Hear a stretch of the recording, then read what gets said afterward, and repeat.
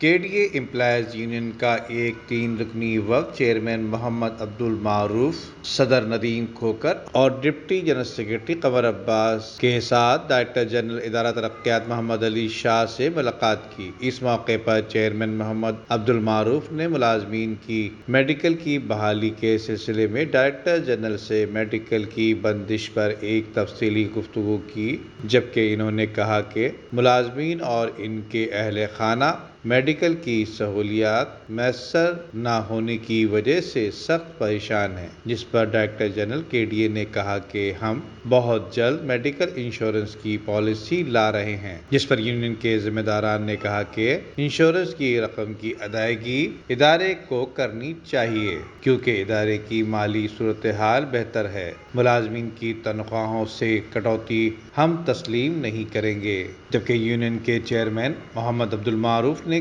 مزید کہا کہ ریفرنڈم چیلنج ہو چکا ہے اور اس وقت ادارے میں کوئی سی بی اے موجود نہیں، جبکہ یونین کے صدر ندیم کھوکھر نے اس موقع پر کہا کہ ادارے کی ریکوری میں بہتری ہو رہی ہے۔ اب تک کی ریکوری تقریباً 20 کروڑ روپے سے زائد ہو چکی ہے، جس پر ہم ڈائریکٹر جنرل اور ڈائریکٹر ریکوری کی کاوشوں اور انتھک محنت کو سراہتے ہیں۔ اس حوالے سے یونین کے ڈپٹی جنرل سیکرٹری قمر عباس نے کہا کہ انشورنس کی پالیسی مکمل ہونے پر جو اماؤنٹ ملا کرتا ہے اس میں سندھ گورنمنٹ نے اضافہ کیا ہے۔ سندھ گورنمنٹ کے اس آرڈر کو امپلیمنٹ کرنے پر ہم ڈائریکٹر جنرل کے ڈی اے اور سیکرٹری کے ڈی اے شمس صدیقی کے ممنون و مشکور ہیں۔ اس عمل سے محرومین کے لواحقین کو اضافی رقم مل سکے گی، اس سے وہ لوگ بھی مطمئن اور خوش ہو جائیں گے۔ جبکہ آخر میں ڈائریکٹر جنرل کے ڈی اے محمد علی شاہ نے امپلائیز یونین کا موقف سننے کے بعد کہا کہ انشاءاللہ